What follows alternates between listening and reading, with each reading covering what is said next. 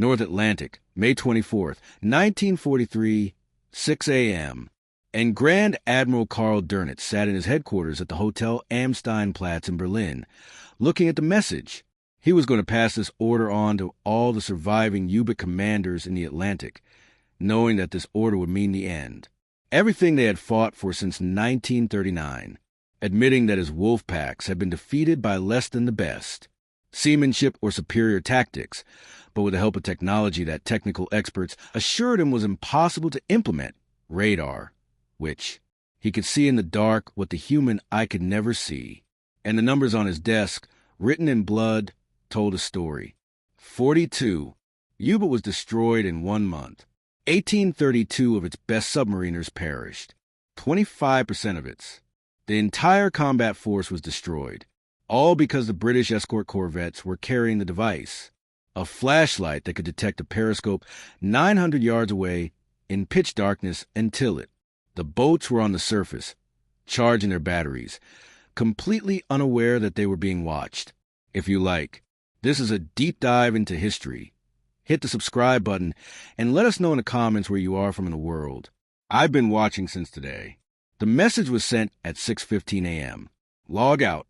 Immediately reroute convoys across the North Atlantic. And at that moment, as Dönitz said, he would later write in his memoirs, we lost the Battle of the Atlantic. Although he couldn't know, was that the technology that won him over was first tested on a small Flower-class corvette called HMS Orcis in the 5th day of the Clyde, March 25, 1941, when the prototype device designated the type. 271 tracked the submarine at a depth of 4,000 yards and located its periscope at a range of 900 yards achieved by British radar engineers at the Telecommunications Research Center, using a resonator magnetron operating at a wavelength of 10 centimeters. The frequency range that German radar receivers failed to detect the target, creating a blind spot that proved fatal to Jubit's hand. A British operator sitting at the control console of a Type 271 aboard HMS Orcis in March. On the morning of 1941, he watched a green trace on the oscilloscope display, adjusting the gain to suit the target. The submarine raised its periscope for a practice attack. And there it was, a sharp splash at 900 yards, clear as day. Daylight, though the Scottish morning was thick with fog. 10-centimeter waves penetrating the sea clutter that might. They absorbed the return from the old metric radars. And he transmitted the bearing to the bridge. Contact bearing, 045, range 900 yards, probably periscope, unaware that he had witnessed the first. A successful demonstration of technology that sank 42 U-boats in 1 month, 2 years later. What made it?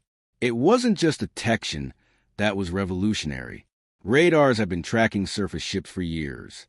But the ability to see something as small as a periscope cutting through the waves, a target less than 18 inches wide than before.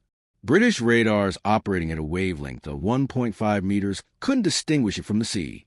However, this new S-band system, working at 2,950 megahertz, I could see it clearly, the narrow beam of the cheese antenna. So-called because of its truncated parabolic shape, it provides angular accuracy twice as high, degrees, enough to point the corvette straight at the submarine for a depth charge attack. Cavity, the magnetron that made this possible, was invented by John Randall and Harry Booth at the University of Birmingham in February 1940, a device no larger than a small electric motor that could generate microwave power levels previously thought impossible. And just weeks after the demonstration, Winston Churchill ordered it to be shared with the Americans in what became known as the TISA mission, recognizing that this the invention could determine the outcome of the Battle of the Atlantic. Although neither Churchill nor scientists, it was possible to predict how radically this would change the methods of fighting submarines. By September 1941, 32 corvettes carried Type 271 kits, the distinguishing feature of which was a lantern-shaped radome mounted on them. Bridges and production orders grew to 350 units. Each one was assembled at the Allen West plant with the same urgency as a weapon that could turn the tide of a war. The Germans remain completely unaware of this development. Their intelligence services focus on destroying the Allied convoy codes, instead of investigating the strange, forward-looking structures appearing on British escort vessels. The U-boat commanders operating in the Atlantic during this period still believed that night operations on the surface provided their complete invisibility. And why not, if their tactical doctrine was honed by Dönitz himself? During his command of a submarine in the First World War, he categorically stated that surfacing a submarine at night was virtually undetectable at distances greater than 500 yards, even in the best visibility conditions, and their operational character reflected this confidence. Surface in the twilight, run further. Diesels at night, charging batteries, attack convoys on the surface, where their speed of 17 knots gave them advantage in mobility over merchant ships, whose speed is 10 knots, then diving at dawn ahead of aircraft, could notice them. Captain Lieutenant Verahina, commander of U-515, he later described a typical nighttime routine on the surface in his combat diary. Surfaced at 9 p.m., see State 3. Visibility 2000 m. Battery charging began. When moving on a course of 320 at a speed of 12 knots, the diesel engines are running smoothly. The crew was enjoying the fresh air after 14 hours underwater. There was no sign of the enemy. They were completely unaware that the British, the escort equipped with Type 271 radar, could track his boat at 3 times its speed, in sight, watching his every move on his green, glowing displays, while his observers saw nothing but an empty ocean. The battery charging process itself created a vulnerability that U-boat developers never properly addressed, requiring up to 8 hours of surface operation to fully charge the huge lead-acid batteries that power the underwater operation. Type 4 ACU, carrying 2 sets of 62 cells with a total weight of over 200 tons, requiring constant maintenance using distilled water, which generated hydrogen gas that had to be released to prevent explosion and, most importantly, causing the submarine to remain on the surface for a long time, regardless of the tactical, whether the conditions were favorable or not, a weakness that the radar mercilessly exploited during these attacks. At times, the U-boat followed predictable patterns, moving at speeds between 8 and 12 knots. Maximize the efficiency of the diesel engine by maintaining a steady course to avoid excessive battery discharge when maneuvering, creating additional observers, but mainly relying on their MTOX radar detectors to warn of approaching aircraft. The French. The device pumps frequencies from 79 to 300 megahertz, covering 1.5. The ASV Mark II meter wavelength radars used on board Coastal Command aircraft from 1940 onwards, typically giving between 5 and 10 minutes warning before the aircraft can take up attack position. Enough time to perform an emergency dive and escape. The METOX receiver, produced by a small company in occupied Paris, had. In August 1942, the U-boat was introduced into service with the aim of increasing survivability. The distinctive biscuit cross antenna mounted on the wheelhouse crackled in the operator's headphones whenever the radar. The pulses hit him, the pitch of the sound increasing as the plane approached. And U-boat, the crews learned to trust him completely, diving only when Max warned them, saving battery power and maintaining mobility. This would be impossible if they had to dive at every distant sound of an airplane engine. But TOX had one fatal limitation that the German scientists did not foresee. Could not detect wavelengths below 50 centimeters, leaving the U-boat completely blind by 10. See the radiation of the 271 type radar. And worse, the Germans were convinced. They themselves believed that centimeter radar was technically impossible. Their own experiments showed that atmospheric absorption would make such frequencies useless for detection at ranges greater than a few hundred meters. The error in the calculations is that this would have cost them victory in the Battle of the Atlantic. The Italian experience in the Mediterranean gave an idea that waited for U-boat, although neither fleet had learned from the other's failures. The Regia Marina entered the war without radar in general. Their naval commanders reject electronic detection as unnecessary in restricted waters. The Mediterranean, where visual contact was presumably always possible, The assumption is that British radar was installed.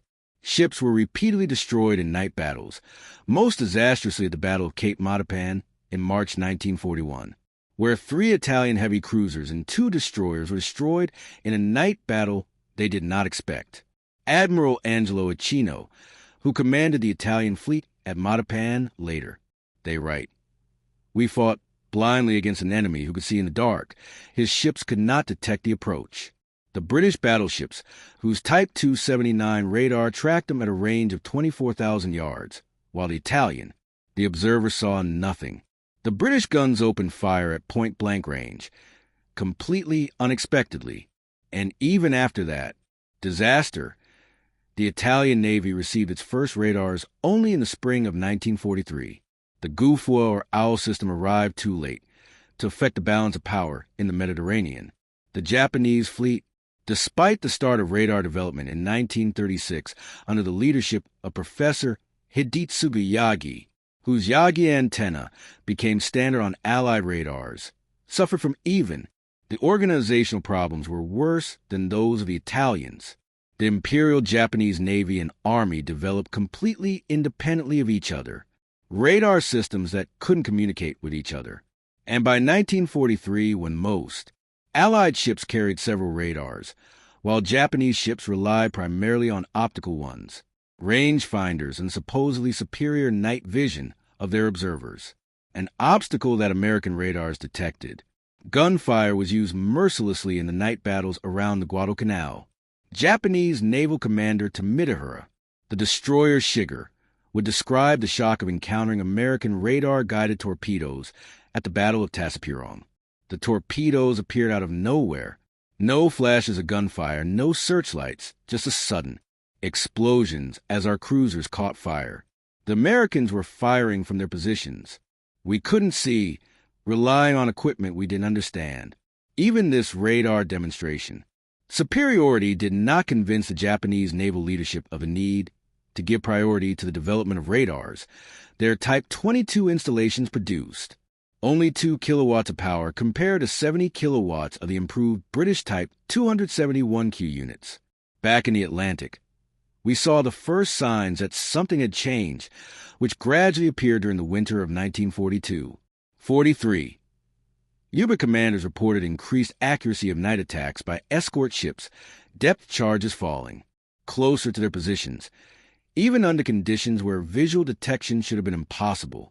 But the German naval forces, intelligence attributed this to improved Allied tactics rather than new technology, a fatal misunderstanding, which prevented the development of any effective countermeasures. The British, meanwhile, systematically modernized their radar capabilities. The Type 271Q, introduced in early 1943, had a power of 70 kilowatts. Magnetron, providing even greater range and resolution, combined with planned position indicators that showed a bird's-eye view of the surrounding ocean.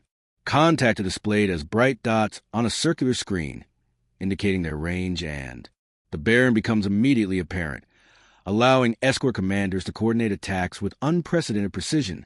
Lieutenant B-2 Escort Group Commander Donald McIntyre described transformation in his after-action report. With Type 271Q, U-boats' nighttime attacks on the surface have become suicidal. We can detect them the moment they surface, track them continuously while they charge their batteries, and attack before they know we're there. Present, the radar operator is calling out ranges as we close in for destruction. Hedgehog missiles have entered the radar's field of view. Just a bearing. No visual contact required. Although these messages were carefully classified to prevent. The Germans, aware of their technological backwardness, themselves represented another technological, a jump that the radar made incredibly effective. 24 mortars fire.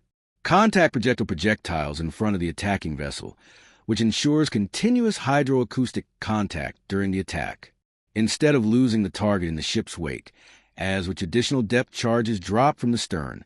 And when combined with radar detection of surfacing or diving U-boat, the probability of destruction increased from less than 5%, with conventional depth charges up to more than 30% with radar guidance.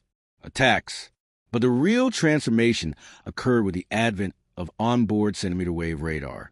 The ASV Mark III entered service in early 1943, using the same 10 centimeters technology as the Type 271, but was installed on Coastal Command aircraft, especially on very long ones.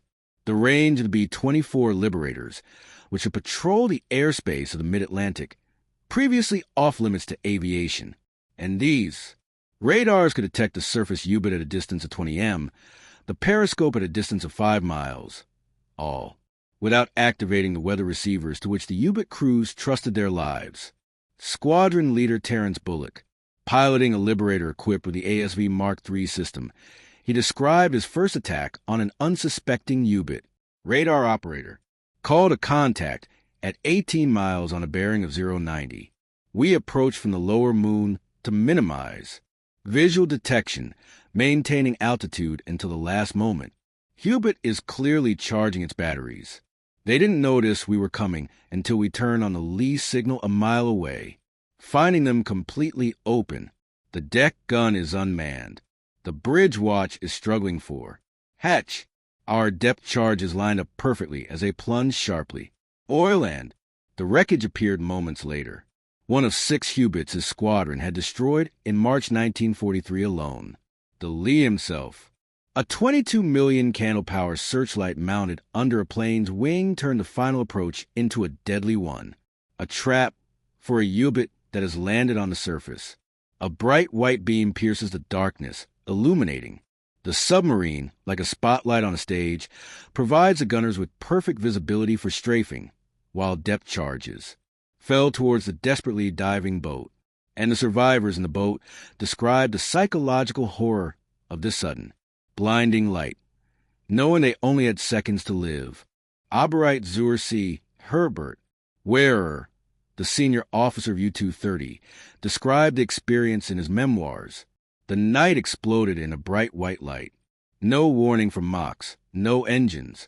The sound of our diesels, just a sudden bright light right above. Men shouted, "Airplane!" We fell through the hatch. The submarine went into an emergency dive. Explosions shook the hull. Depth charges, so close that the cork insulation started to fall from above, and we realized that something had changed, that the night was no longer belonged to us. Although he survived the attack, many others. By March 1943, the combination of the Type 271 shipborne radar and the airborne radar, the ASV Mark III created an integrated detection network that left no place safe, a place to surface and attack. Each convoy is now surrounded by an escort equipped with radars that could see darkness, while aircraft patrolled transit routes and hunting grounds with sensors that the Germans could not detect or defeat, turning the predator into prey. The mathematics of destruction was relentless. The CXCU-type boat had to stay on the surface for 6 to 8 hours every day to charge the batteries. Its underwater speed of 7.6 knots is insufficient for positioning. Attacks on convoys meant he had to surface to reach an attack position. But now every hour on the surface exposed him for detection by radar at a distance greater than visual contact. And after detection, the U-boat encountered coordinated attacks from several escorts, which were reflected by radar. Radar-guided aircraft struck before the submarine even knew it was in danger. The German reaction when it came, but it was too little, too late. The nose radar detector, introduced in September 1943, detected 10-centimeter emissions, but suffered from oversensitivity, causing false alarms from friendly aircraft and even atmospheric phenomena, causing crews to ignore genuine warnings. And at that time, the Allies were already developing a 3-centimeter radar, which NACs could not detect or maintain their technological advantage until the end of the war. Admiral Dönitz, desperate to understand the sudden collapse of his offensive on U-boat, interrogated survivors and analyzed patrol reports. Initially, concluded that the Allies must have detected emissions from MTOX itself, ordering all boats to cease operations. Radar detectors in August 1943. This decision made them even more vulnerable to air attack. Although, the real problem the sentimental radar, remained unrecognized until equipment was captured from a crashed RAF bomber. Finally, at the end of 1943, the truth was revealed: the psychological impact on the crews of the U-boats. It was devastating. Men who had volunteered to serve on the submarine, believing they were tactically superior, now found themselves. They felt helpless against an invisible enemy. Morale collapsed when the boats became inoperable, returned from patrol. The drumbeat heroes who devastated American coastal shipping in 1942 now perished in the Gulf. Bisque, before even reaching its operational zones, was spotted by radar-equipped aircraft as they attempted surface crossing at night. Fanker-Heinz Schaefer, radio operator on U-977. I described the atmosphere. We felt like rabbits, not hunters.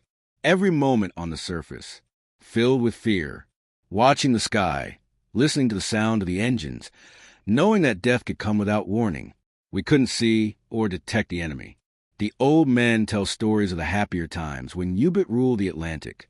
But the days were gone forever, replaced by a fear that grew with each patrol. His boat, he was one of the few who survived the war, surrendering in Argentina 3 months after Germany's capitulation. Japanese submarines, observing the German failures from afar, try to learn from the Allies' mistakes. Admiral Miwa Shigeyoshi requested technical information on the capabilities of Allied radar systems. But the Germans, humiliated by their defeat, they provided only limited information on the sentimental radar, and Japanese submarines continued, operating with obsolete radar equipment. Their losses in the Pacific increased as American radar technology advanced. Based on the same British cavity magnetron, their large boats were easy prey for aircraft and destroyers. Lieutenant Commander Zenji Orita of Submarine No. 177 later, right? We have heard rumors that the German U-boat was destroyed by a mysterious discovery. Equipment. Their crews couldn't figure out how the enemy had found in the dark, and we experienced the same thing. Terror in the Pacific. American planes appeared out of nowhere. No warning from our detectors. Depth charges are falling all around us before we could dive in, realizing too late that our technology was generations behind our enemies. His boat survived the war only through exceptional luck and skill. The Italian submarine force, what remained of it, after 3 years of losses in the Mediterranean, they found ironic salvation in the armistice of September 1943 with the Allies.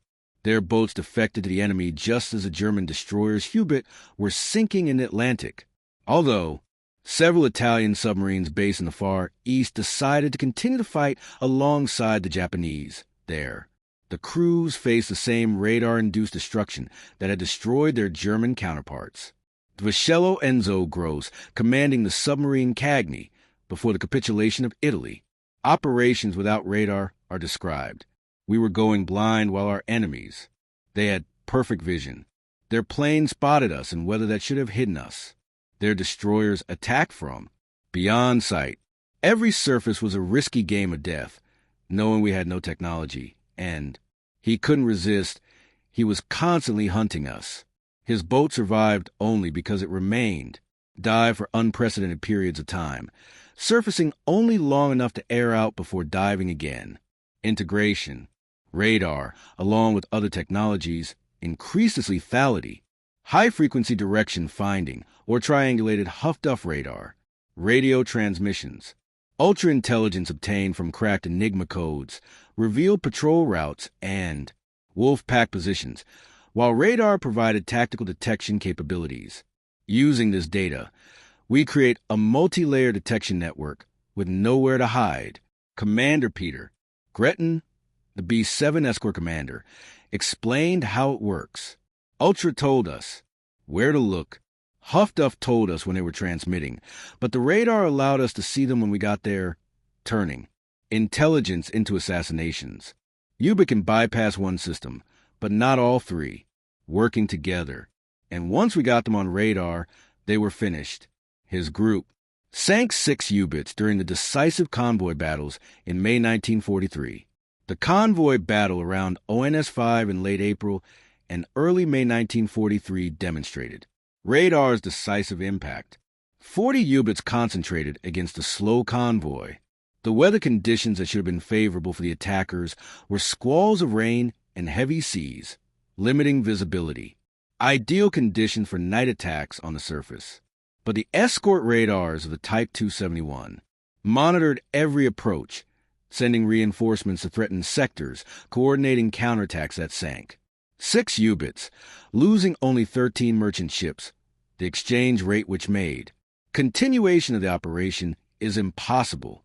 During this battle, the escort ship HMS Duncan spotted the U-boat after it attempted to break through the convoy's protective shield. Her Type 271 operator issued a signal. Contacts. Radar contact bearing 270. Range 3,500 yards. Target speed 12 knots. U-boat is probably recharging its batteries. The destroyer has moved into attack position, while the submarine was unaware of the detection until star shells exploded above it and depth charges surrounded it. Situation: forcing an emergency dive that saved the boat, but eliminated any possibility of an attack on the convoy. The cumulative effect was catastrophic for the U-boat fleet. Losses rose from 10 boats in February 1943 to 15 in February 1943, March, 20 in April, and then a staggering 42 in May, almost 3 times as many. The previous month had been the worst. Experienced commanders and crews, who had nothing to replace them with, were dying faster than. New boats may be put into service. The training process cannot keep up with the losses. Quality is declining as.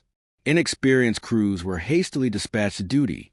Corvette Captain Victor Schutz, one of Dönitz's most successful commanders, he refused to participate in the operation, barely surviving after being detected by radar. Attacked, telling his fellow officers, "The game has completely changed. We're fighting an enemy that can see. It's dark while we're blind. We send more ships. It's pure murder. We need new technology or new tactics." But what? What we're doing now is suicide. His warnings were ignored by the high command, who couldn't accept the fact that their tactical superiority evaporated. The German technical response, when it finally materialized, proved insufficient. Electric boot Type XXI, designed for long-term underwater work with, increased battery capacity, and a streamlined hull for higher underwater speeds. But production delays only meant one of them completed its combat patrol before the end of the war, while the temporary measure of installing snorkels on existing boats simply made them vulnerable to detection by the radar of the tube itself, trading one vulnerability for another. Even the snorkel, a Dutch invention captured in 1940, failed to solve a fundamental problem, the problem created by radar, the device that allows U-boat to start diesel engines, being underwater at periscope depth, but having reduced the speed to 5 knots, which makes it was impossible to maneuver for an attack. Although the tube itself created a radar signature, which was skillfully, operators were able to detect the object, especially in calm sea conditions where the small target stood out against a smooth surface. Of Berliman Zuria Albert Schnee, commander of U-20, spoke about the current snorkeling operations. It was very difficult to navigate underwater with diesel engines. Exhaust gases leaked into the boat. Pressure changes that rupture eardrums when waves close the float valve. The speed is so low, we couldn't pursue convoys, and there was always the fear that enemy radar could see our snorkel as easily as they did our battle towers, trading one detection vulnerability for another, sacrificing everything that made. U-boat is an effective raider in the trading industry. His frustration is shared by every U-boat. The commander was forced to adapt to a new reality. Bisque Bay, which U-boat had to cross to reach the Atlantic. The territory of their French bases became a place of mass destruction, where aircraft with radars constantly patrolled the area. The Bay Offensive in the spring of 1943 demonstrated the fatal combination of radar and ASV Mark III searchlights. The planes flew parallel search routes, covering every square mile of the ocean. U-boat was forced to operate underwater even at night, which significantly increases travel time and reduces the time spent at the station. The route was abandoned by Lieutenant Kenneth Moore of 224. The squadron described a typical patrol in the Gulf. We were flying at 2,000 feet. The radar operator. By scanning the contacts, the compartment is divided into sectors that overlap to ensure there are no gaps in coverage, and almost every patrol we would have found them. U-boat tried to slip through at night, thinking the darkness would protect them, but the radar saw anything: periscopes, snorkels, even just a trace of a boat moving at a shallow depth. And as soon as then leeward illumination and depth charges finished the job. The squadron alone destroyed 8 U-boat aircraft in May 1943. Technological. The surprise was complete. German scientists, having rejected the Allied centimeter radar, considered it impossible. Their own experiments with magnetrons failed to achieve useful power levels, not realizing that British researchers solved the problem with a different resonator design that generated 50 cohm, whereas the German magnetrons only produced a few watts. This lack of imagination has cost the lives of thousands of submariners. Professor Leo Brand of the German Naval Signals Research Department later admitted, "We convinced ourselves that atmospheric absorption would render the radar useless for measuring moods. Our calculations showed that the signals would be faded to zero at a distance of several hundred meters. We never thought that brute force could, to overcome the absorption that the British were producing power that we thought was impossible. Our theoretical models were true, but our assumptions about what was achievable turned out to be completely wrong." His miscalculation directly contributed to the massacre in Djibouti. If this story interests you, please take a moment to subscribe and turn on notifications. This will help us continue creating in-depth content. The Japanese suffered from similar technological blindness. Their radar development was hampered. Inter-service rivalry that prevented the Imperial Navy and Army from sharing research results, leading to incompatibility. Systems that couldn't communicate with each other, although both services rejected the capabilities of American radars. Until synchronized radar fire destroyed ship after ship in night battles off the Solomon Islands. Captain Toshikazu Omae of the Imperial Japanese Navy's Operations Division described the event. "We believe that our superiority, night fighting skills, and optical equipment gave us an advantage in the dark. Our observers were trained to see at minimal range. Light. Our oxygen torpedoes were invisible in flight, but the Americans could see us beyond their visual range. Their radar-guided guns fired with an accuracy we couldn't match. Ours. Tactical superiority is meaningless against technologies we do not possess and cannot counter." His assessment came too late to influence the outcome of the war. The Italian Navy's experience proved equally tragic. Several faulty radars arrived in the spring of 1943, just a few months before the armistice. Admiral Raffaele Dorton lamented, "We have entered into a technological war with 19th century methods, believing that Mediterranean conditions made radar unnecessary, that our optical rangefinders and trained crews could match British equipment. But Cape Matapan showed that we were fighting blind against an enemy with impeccable vision. And by the time we accepted this reality, our fleet was already exhausted. Only 12 Italian warships received radar equipment before the surrender. Human losses, the statistics reflected in the report, were staggering. In May 1943, 1,832 German U-boat crew members died. Alone, entire crews of 48 men disappeared in seconds when the depth charges exploded. Pressure hulls. Survivors described a horror of flooded compartments in a matter of seconds. People were trapped behind the sealed, watertight doors as their boats sank below the depths of the disaster. The few lucky ones who managed to escape in life rafts often died from exposure before rescue. A terrified Hans Herbala, one of 3 survivors from U-55, he described the last moments of his boat. Depth charges appeared as if from nowhere. No warning. Just sudden explosions throwing people against the bulkheads. Lights go out. Water rushes through the torn. Seems the boat was listing more than 90 degrees when we tried to blow out the tanks. But the damage was too harsh. The order to abandon ship came too late for most. 45 of my comrades were trapped inside when she fell. Their screams still haunt me. His testimony is one of the few eyewitness accounts of the destruction of a U-boat as a result of a radar attack. Strategic. The impact went beyond mere numbers. The U-boat threat, which nearly starved Britain to death in 1940 and 1942, was neutralized.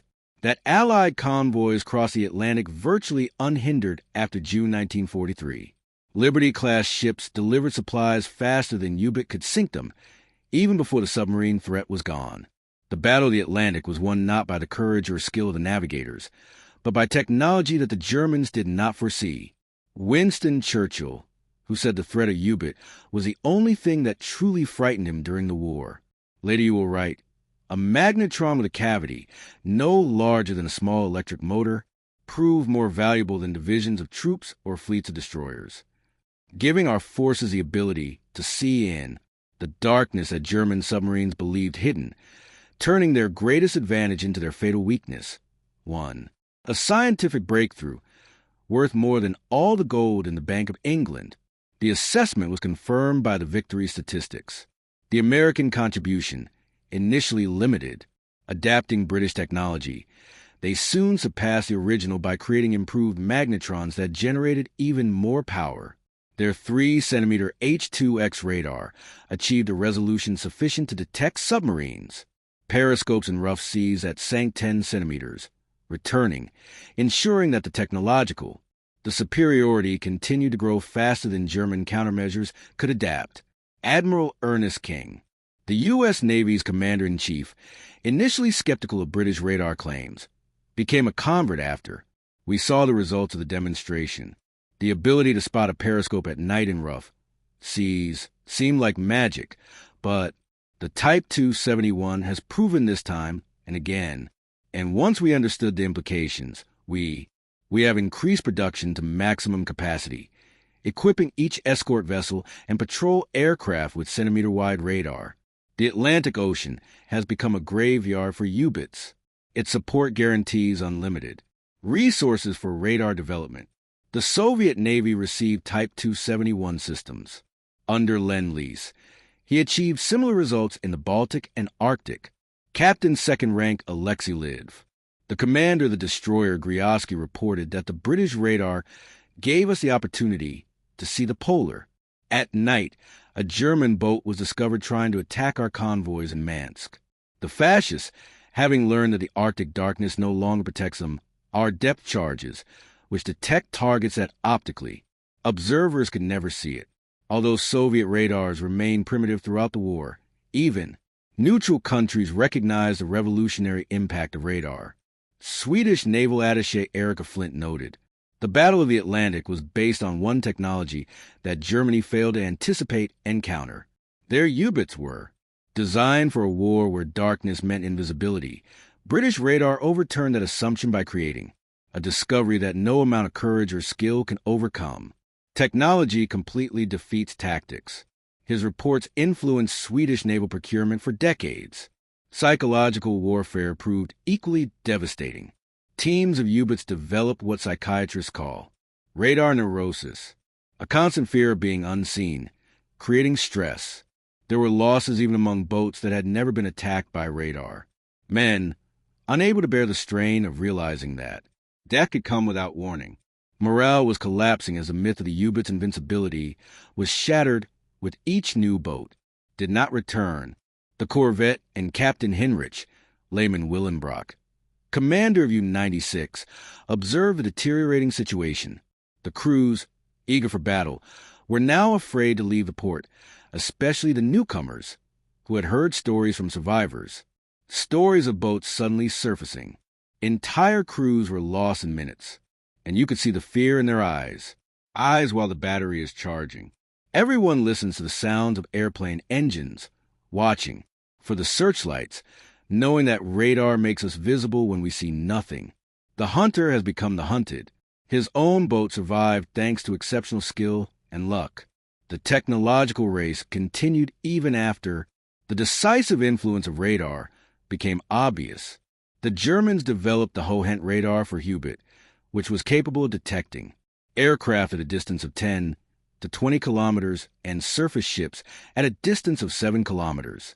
But it operated on the wavelengths that Allied radar detectors could detect, creating a dilemma in using. The enemy detection radar revealed the U-boat's location, negating any advantage.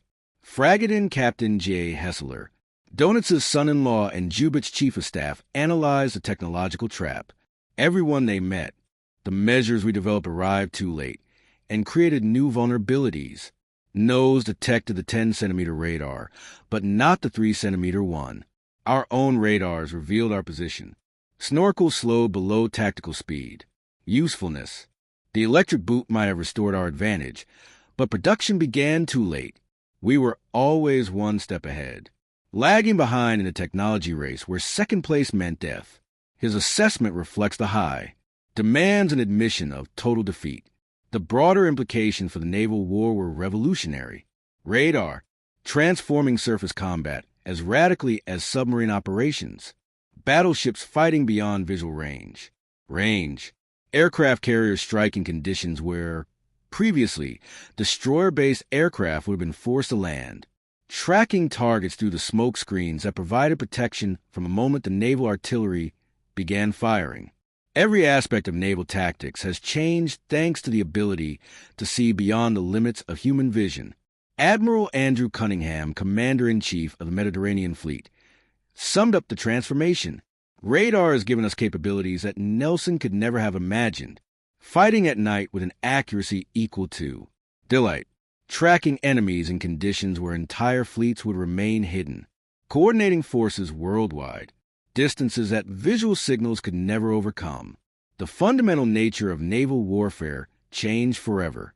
Electromagnetic waves we couldn't see, but which revealed everything. His fleet, victories over the Italian fleet, repeatedly demonstrated the decisive advantage of radar.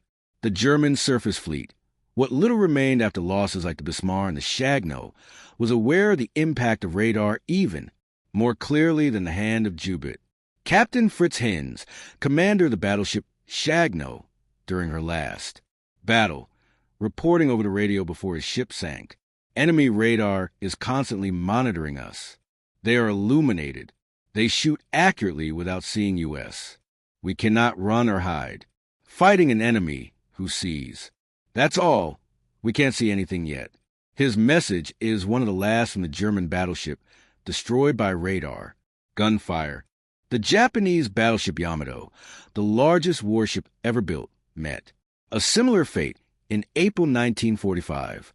American carrier-based aircraft controlled weather-penetrating radar was supposed to provide cover. Her massive 18-inch guns were useless against the enemy who attacked. From beyond visibility, Admiral Ito Seishi went down with his ship, realizing that traditional naval wars ceased and were replaced by technologies that Japan had been unable to master. Production statistics reflected the priority of radar technology in industry. Britain produced more than 350 Type 271 kits by the end of the war. America produced thousands of centimeter radars in various modifications, while Germany barely managed 100 KNOS. The detectors arrived too late and only detected some adjacent frequencies. Industrial imbalance is as important as technological advantage. Lord Cherwell, Churchill's research fellow, the advisor, calculated the exchange rate. Each Type 271 set cost approximately 3,000 required only one operator to produce. However, these devices were destroyed. The U-boat cost millions, and training the team took years.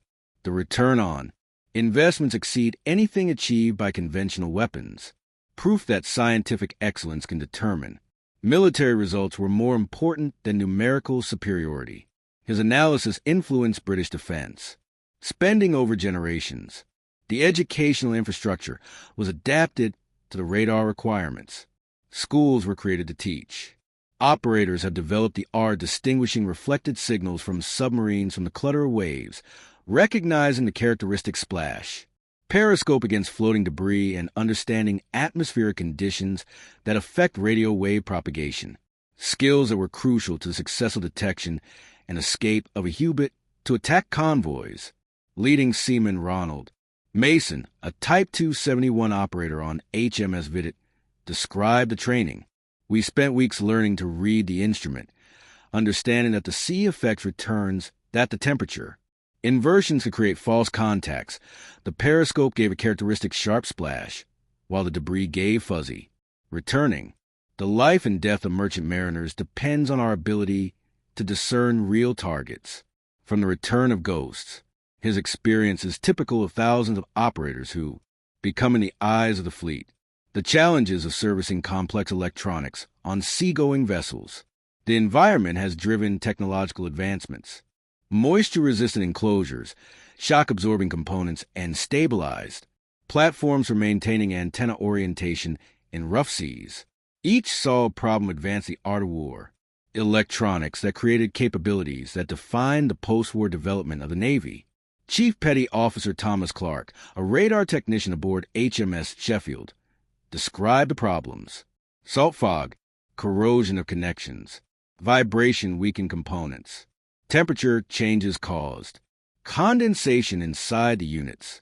Maintaining the operation of these installations required constant attention, but we knew that lives depended on it, that the radar works when it needs to. So we improvised solutions, created maintenance procedures, developed expertise that didn't exist before the war. His experience was widely disseminated. Every ship equipped with radar. Germany's reaction to the defeat of radar influenced the post-war development of the Navy. There are few of them. Surviving U-boat commanders advocate for submarines that could operate entirely underwater without the need for surface where radar could detect them, which led to the development of nuclear submarines where underwater endurance became unlimited.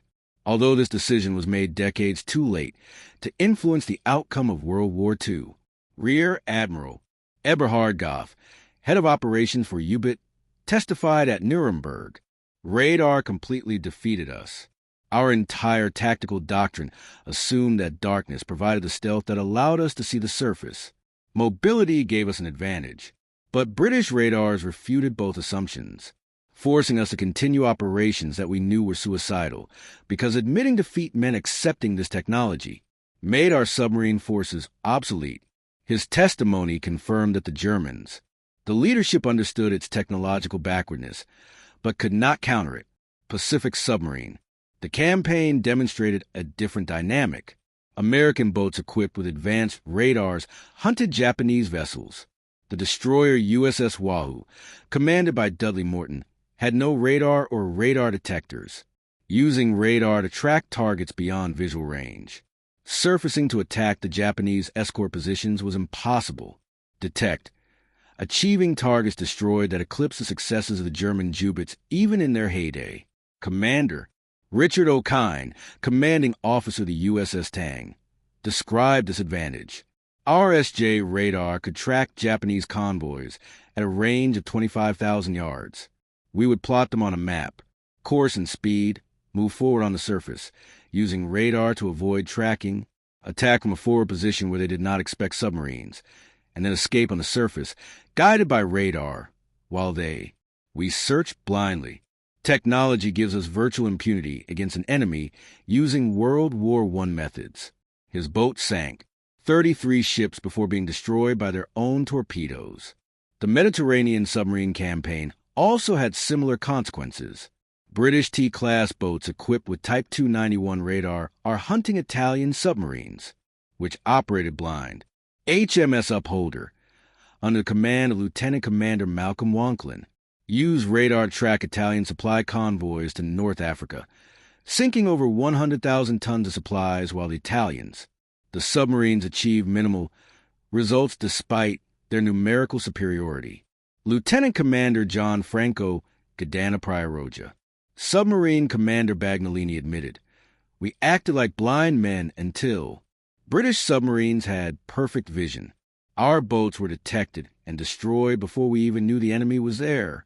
In 1943, we received only a few radars, which arrived too late to make a difference.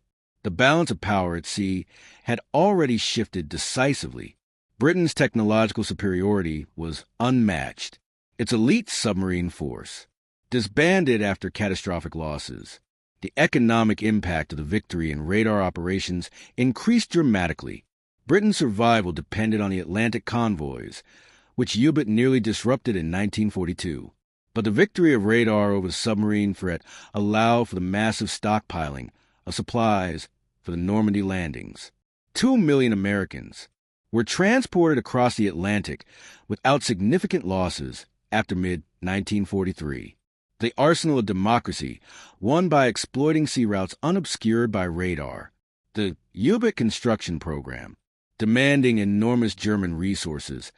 Germany built 73 Type 7 submarines each, requiring specialized steel batteries, diesel engines, torpedoes, and trained crews. However, radar negated these enormous investments. Ships were destroyed faster than they could be built. Experienced crews were lost faster than replacements could be prepared. The entire submarine fleet was reduced to powerlessness due to technologies whose cost is only a fraction of the cost of building submarines. Reich Minister Albert Speer, head of German military production, losses calculated. We invested billions of rich marks in the U-boat that made radar obsolete, resources that could have built thousands of tanks or airplanes. But we continue to build submarines even after their uselessness became obvious, trapped in an institutional. And Hitler's insistence that a miracle weapon could turn the tide of defeat was a waste of money, while Allied radars ensured the destruction of these submarines during their very first patrols. His post-war memoirs reveal the economic catastrophe caused by the fight against technology with numbers. His scientific legacy was expanded beyond military applications. Cavity magnetron technology enables microwave ovens, communications, radar astronomy, medical imaging, countless civilian applications, originating from the device that first allowed HMS Orcis to detect a periscope at a range of 900 yards. The butterfly effect, a scientific breakthrough that transformed civilization. Sir Robert Watson Watt, often called the founder of radar, the inventor, although the technology had several fathers, thought, "We have given sight to the blind," enabling ships to see through darkness and bad weather, and aircraft to detect what a person is doing. The eyes could never perceive it. But this true victory proved that scientific superiority can determine military success. Results that a small device generating electromagnetic waves can defeat. The largest submarine fleet ever created. Its contribution to the victory was recognized, not in battles, but in technologies that made entire enemy strategies obsolete. The intelligence failure that allowed the surprise radar attacks to occur reflected Germany's deeper institutional problems. They're scientific. The community isolated itself from international events, ignoring the capabilities of allies based on their own limitations. It's impossible to imagine that British scientists have solved the problems. German researchers considered it impossible. Arrogance, which became blindness, cost thousands of lives. Dr. Hans Ferdinand Major, a German radar researcher, admitted after interrogation, "We knew the British had radar. Everyone knew, but we assumed their technology was similar to ours, operating at frequencies we could detect and counter, without even realizing they reached power levels at wavelengths it seemed impossible. Our introversion prevents us from recognizing threats that should have been obvious." His confession showed how scientific hubris contributed to military defeat. British success was partly due to international cooperation. Polish scientists provide important information about German radars. Development. French researchers contribute to the improvement of magnetrons. American industrial potential. Mass production of British developments. Canadian scientists are improving detection algorithms. Allied scientific. The community shared knowledge while the Axis powers worked in isolation.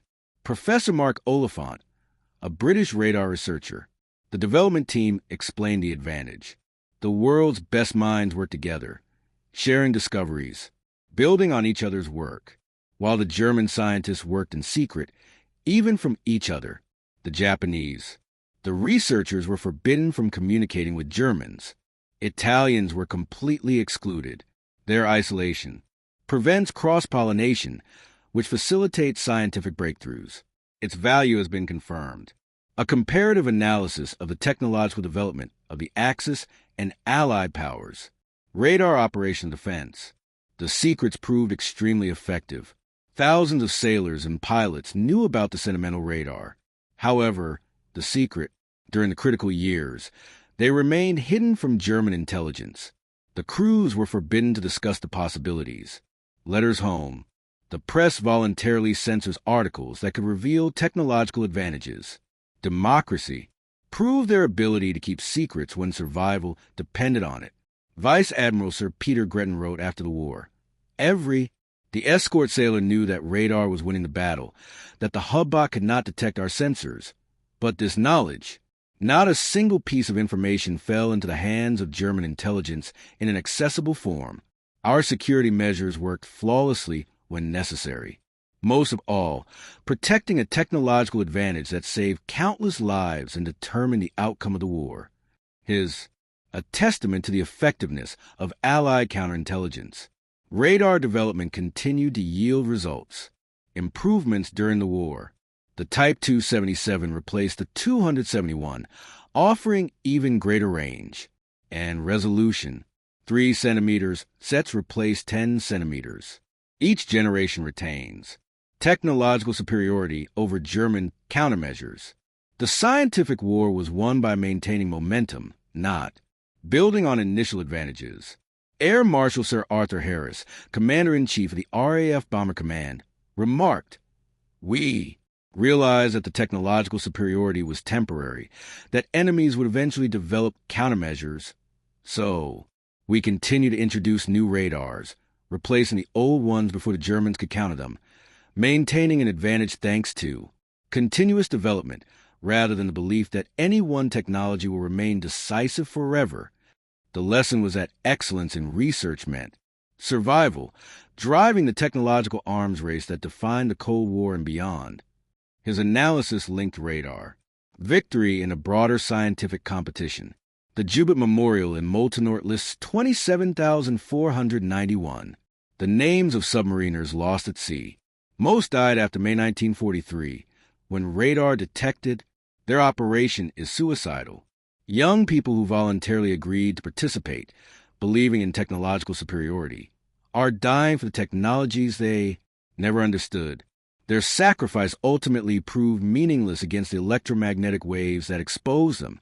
In the dark, they thought they were providing protection. The final irony came from Dönitz himself, appointed commander. The entire Marine Corps after the radar hit his submarines, then served for a while. The head of Germany after Hitler's suicide. The admiral who lost the Battle of the Atlantic to British radar. He presided over the final collapse of the Third Reich. His career, marred by technological defeat, was never fully completed. Realized it too late for it to matter. On that morning of May 24th, 1943, when Dönitz issued the order to retreat, he could have known that the war was effectively over. This radar was Germany's only remaining strategic weapon capable of influencing the outcome of the war was destroyed. This technology was the first. Tested on the HMS Orcis 2 years earlier, it evolved into an electromagnetic network. This made the Allied victory inevitable. The cavity magnetron proved to be more powerful than all U-boats ever built. The last entry in the U-boat Command's war diary from May 1943 read, "The enemy's superiority in location means made continuation of the battle impossible. Retreat with the Atlantic is essential to prevent further catastrophic losses." 15 words that acknowledge total defeat, a technology that German science declared impossible. British engineering made a reality, and 42 U-boats died, proving decisive in the Battle of the Atlantic. The waves of the North Atlantic continued their eternal rhythm, indifferent to the technological revolution that was unfolding on their surface. But beneath these waves lie the graves of thousands of submariners who considered darkness their ally, not knowing that invisible electromagnetic waves betrayed them to enemies they'd never seen. The Battle of the Atlantic was not won the bravest sailors or the largest fleets, but also the scientists in British laboratories who gave their country the ability to see in the dark, a power that changed not only one battle, but the essence of war. Thanks for watching. Learn more. For detailed historical analysis, watch other videos on the screen right now.